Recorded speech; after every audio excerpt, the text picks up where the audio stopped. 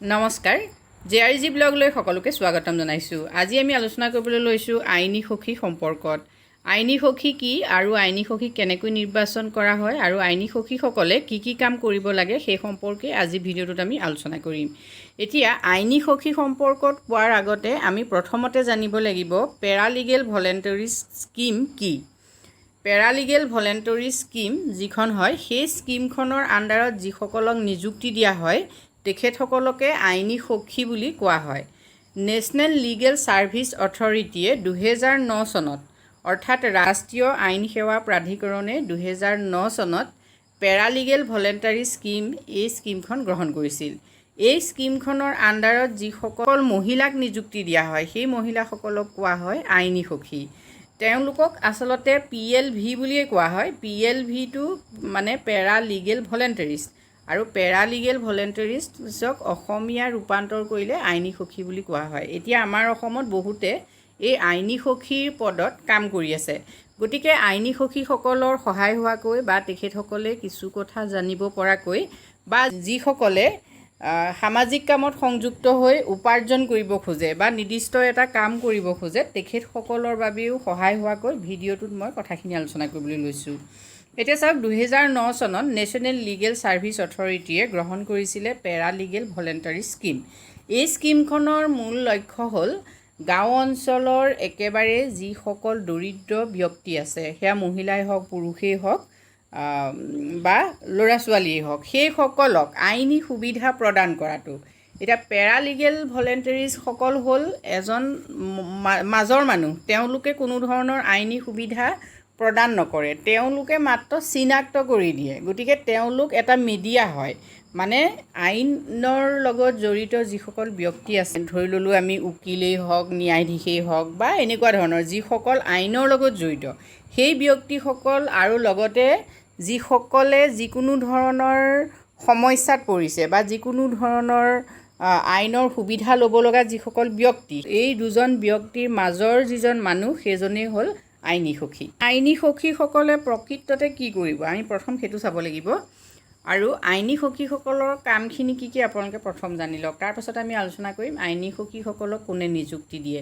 এতিয়া চাওক, স্পেচিয়েল যিখিনি আইনী সখীৰ কাম থাকে সেই কামখিনি হ'ল ওমেন ৰিলেটেড। ধৰি ল'লোঁ এগৰাকী মহিলাই যিকোনো ধৰণৰ সমস্যাৰ সন্মুখীন হৈছে, তেওঁ আইনৰ সুবিধা ল'ব লাগে, বা তেওঁক ধৰি ল'লোঁ আমি কিবা নিৰ্যাতন কৰা হৈছে বা যৌতুকৰ কাৰণে ধৰি ল'লোঁ তেওঁক স্বামী গৃহত নিৰ্যাতিত কৰা হৈছে, তেওঁ আইনৰ সুবিধা লাগে, বা এনেকুৱা ধৰণৰ বা ডিভ'ৰ্চৰ ক্ষেত্ৰত এনেকুৱা বিভিন্ন ধৰণৰ ক্ষেত্ৰত যদি এগৰাকী মহিলাক সুবিধা প্ৰদান কৰিবলগীয়া হয়, সেই মহিলাগৰাকীয়ে যে সেইখিনি অসুবিধা পাই আছে তেওঁ আইনৰ সুবিধা ল'ব, সেই কথাটো আইনী সখীগৰাকীয়ে উকিলক কথাটো জাষ্ট জনাব, মানে তেওঁ কেছটো আনি দিব। ঠিক তেনেকৈ চিলড্ৰেনৰ ক্ষেত্ৰত বা ষ্টুডেণ্টৰ ক্ষেত্ৰত, এতিয়া আমি ধৰি ল'লোঁ ষ্টুডেণ্ট এজনে কিবা এটা স্কলাৰশ্বিপৰ কাৰণে আবেদন কৰিছে, যেনিবা চৰকাৰী স্কলাৰশ্বিপ, যিটো প্ৰতিজন ষ্টুডেণ্টেই পাইছে, কিন্তু তেওঁ কিবা কাৰণে পোৱা নাই। এতিয়া তেওঁ কিয় পোৱা নাই সেইটো ইনভেষ্টিগেশ্যন কৰিব পাৰে, তেওঁ আইনৰ সহায় ল'ব পাৰে, তেওঁ পাব লাগে নে নালাগে। ষ্টুডেণ্টে যিখিনি পাব লাগে সেইখিনি যদি পোৱা নাই তেতিয়াহ'লে তেওঁ কি হয় আইনৰ সহায় ল'ব পাৰে কিছু ক্ষেত্ৰত। গতিকে সেই কেছটো কি কৰিব পাৰে আইনী সখীগৰাকীয়ে আনি দিব পাৰে। ঠিক তেনেকৈ ফাৰ্মাৰ্ছৰ ক্ষেত্ৰত, ফাৰ্মাৰ্ছবিলাকৰ ক্ষেত্ৰত এতিয়া আমি দেখিছোঁ চৰকাৰী বিভিন্ন সা সুবিধা আছে। আমি ধৰি ল'লোঁ এজন খেতিয়কে যেনিবা জনধন যোজনাৰ আণ্ডাৰত পাব লগা ইনষ্টলমেণ্ট পোৱা নাই। এতিয়া তেওঁ কিয় পোৱা নাই, তেওঁ যদি আইনী সুবিধা ল'ব খোজে বা তেওঁ কিয় পোৱা নাই সেই কথাটো আইনী সখীগৰাকীয়ে তেওঁ যে পাব লাগে সেই ক্ষেত্ৰত তেওঁ কি কৰিব পাৰে, উকিলৰ লগত তেওঁক কথা পতাই দিব। শ্ৰমিকসকলে, যিসকল কৃষি শ্ৰমিকেই হওক, কৃষি ক্ষেত্ৰত কাম কৰা শ্ৰমিকেই হওক বা উদ্যোগ ক্ষেত্ৰত কাম কৰা শ্ৰমিকেই হওক, তেখেতসকলৰ যদি কিবা আইনসংগত কিবা তেখেতসকলৰ কাম থাকে বা আইনী কিবা সুবিধা তেখেতসকলে ল'বলগীয়া হয়, তেতিয়া কি হয় আইনী সখীগৰাকীয়ে কাম কৰি দিয়ে। প্ৰিজনাৰৰ ক্ষেত্ৰত যিসকল দোষী হয় সেই দোষীসকলেও কি হয়, দোষীসকলেও কিছুমান আইনী সুবিধা পায়, গতিকে সেই ক্ষেত্ৰতো তেওঁ কাম কৰিব পাৰে। তেনেকৈ victims of natural disaster, physical challenges, তেনেকৈ victims of trafficking, women and children, members of scheduled caste, scheduled tribes, তেনেকৈ বণ্ডেড লেবাৰ, যিসকল বন্ধ্যা শ্ৰমিক, তেওঁলোকে যিখিনি আইনী সুবিধা পাব লাগে। কনজিউমাৰ্ছ, এতিয়া আমি উপভোক্তাসকলে যি সুবিধা পাব লাগে, উপভোক্তাই যদি ক'ৰবাত আমি ধৰি ল'লোঁ কিবা দ্ৰব্য সামগ্ৰী ক্ষেত্ৰত উপভোক্তাই যদি ঠগ খাইছে, কিবা দ্ৰব্য ক্ৰয় কৰাৰ পাছত যদি তেওঁ সেই দ্ৰব্যটো ক্ৰয় কৰি তেওঁ যদি কিবা ঠগ খাইছে, তেতিয়াহ'লে সেই ক্ষেত্ৰত তেওঁ আইনী সুবিধা গ্ৰহণ কৰিব পাৰে। তেনেকৈ ছিনিয়ৰ চিটিজেনসকলৰ ক্ষেত্ৰত যিখিনি আইনী সুবিধা আছে সেইখিনি গ্ৰহণ কৰাৰ ক্ষেত্ৰত মুঠৰ ওপৰত এনেকুৱা ধৰণৰ যিকোনো আইনী সুবিধা যেতিয়া পাব লগা থাকে, যদি কোনোবাই পোৱা নাই, আমি ধৰি ল'লোঁ এগৰাকী মহিলা তেওঁ বৃদ্ধ পেঞ্চন পাব লাগে কিন্তু তেওঁ পোৱা নাই, অৰুণোদয় আঁচনিৰ ধন পাবলগীয়া ব্যক্তি তেওঁ পোৱা নাই, আমি ধৰি ল'লোঁ এগৰাকী বিধৱা মহিলা যি বিধৱা পেঞ্চন পাব লাগে কিন্তু তেওঁ পোৱা নাই, সেই মহিলাগৰাকীয়ে যদি আইনী সুবিধা ল'ব খোজে তেতিয়াহ'লে সেই মহিলাগৰাকীক কোনে সহায় কৰিব? প্ৰথম তেওঁক সহায় কৰি দিব আইনী সখীগৰাকীয়ে। ঠিক আছে, এইখিনিয়ে হ'ল আইনী সখীৰ কাম। এতিয়া এই পেৰালিগেল যিসকল ভলণ্টিয়াৰ্ছ, এই পেৰালিগেল ভলণ্টিয়াৰ্ছখিনি কিন্তু অকল মহিলাই যে হ'ব লাগিব এনে নহয়। যদি মহিলা হয় তেতিয়াহে আমি তেখেতক আইনী সখী বুলি ক'ম।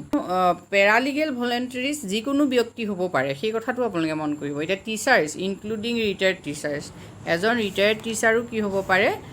PLV হ'ব পাৰে। তেনেকৈ retired government service senior citizen, MSW students and teachers, anganwadi workers, doctors, physicians, students and law students, যিসকলে মানে তেতিয়ালৈকে ল পঢ়ি আছে তেওঁলোকো হ'ব পাৰে। Members of non political service oriented NGO and clubs, members of women neighbourhood groups, যেনেকৈ Maithri Sanghams and other self help groups including of marginalise ভলেনাৰেবল groups, তেনেকৈ এডুকেটেড প্ৰিজনাৰ্ছ। এতিয়া চাওক, এই সকলো কি হ'ব পাৰে? PLV হ'ব পাৰে। এতিয়া যদি আমি সকলো PLV হয় তেতিয়াহ'লে এইটো নিশ্চয় আইনী সখী বুলি আমি ডাইৰেক্ট কৈ দিব নোৱাৰোঁ, কিন্তু PLV গৰাকী যদি মহিলা হয় তেতিয়া আমি তেওঁক আইনী সখী বুলি ক'ম। HSG গোটৰ বহুতো মহিলাক এই আইনী সখী পোষ্টটোত ইতিমধ্যে নিযুক্তি দিয়া হৈছে। কিন্তু এটা কথা ঠিক, এই যিটো পোষ্ট হয় আইনী সখী, এইটো কিন্তু SRLMৰ আণ্ডাৰত নহয়, এইটো সম্পূৰ্ণভাৱে কি হৈছে? ৰাষ্ট্ৰীয় আইন সেৱা প্ৰাধিকৰণৰ জৰিয়তেহে নিযুক্তি দিয়া হয়। গতিকে ইয়াত পুৰুষ মহিলা সকলোৱে কাম কৰিব পাৰে। PLV মানে সকলোৱে কৰিব পাৰে। এতিয়া চিলেকশ্যন অফ PLV যদি আপোনালোকে চায়, চিলেকশ্যন প্ৰচিডিউৰত সাধাৰণতে কি হ'ব? ডিষ্ট্ৰিক্ট লিগেল যি ছাৰ্ভিচ অথৰিটি থাকিব, সেই অথৰিটিৰ কেইজনমান উচ্চপদস্থ বিষয়াৰ এখন কমিটি থাকিব। সেই কমিটিৰ আণ্ডাৰতেই সাধাৰণতে PLV সকলক নিযুক্তি দিয়া হয়। আৰু যদি PLV হ'ব খোজে আপুনি, তেতিয়াহ'লে আপোনাৰ মিনিমাম যিটো কোৱালিফিকেশ্যন সেইটো HS পাছ আচলতে হ'ব লাগে, কিন্তু প্ৰায়বিলাকত আজিকালি গ্ৰেজুৱেটো লোৱা দেখা গৈছে। যিহেতু যিমানেই শিক্ষিত হয় সিমানে কি হয়? বিষয়বস্তুবোৰ আয়ত্ত কৰাত সুবিধা হয়। যিহেতু আইনৰ কিছুমান কথা যথেষ্ট কঠিন হয় আৰু পাব্লিকক যেতিয়া বুজাবলৈ যোৱা হয় তেতিয়া কি হয়? PLV জনৰ সাধাৰণতে আইন সম্পৰ্কীয় কিছু জ্ঞান থকাটো ভাল হয়। গতিকে সেই আইন সম্পৰ্কীয় জ্ঞানখিনি আয়ত্ত কৰিবৰ বাবেও শিক্ষাটো আচলতে ইয়াত কম্পালচৰি। গতিকে HS পাছ হ'বই লাগিব। এতিয়া আমি গুৰুত্বপূৰ্ণ কথাটো চাওঁ। নিশ্চয় সকলোৰে মনলৈ এটা কথা আহিব যে PLV হ'লে আমি কি পাম? দৰমহা পাম নে অনাৰিয়াম পাম? দৰমহা যিহেতু নহয়, এইবিলাক প্ৰজেক্টৰ আণ্ডাৰতেই হয় এইবোৰ কাম, গতিকে ইয়াত দৰমহা বুলি কথা নাথাকে, অনাৰিয়াম থাকিব।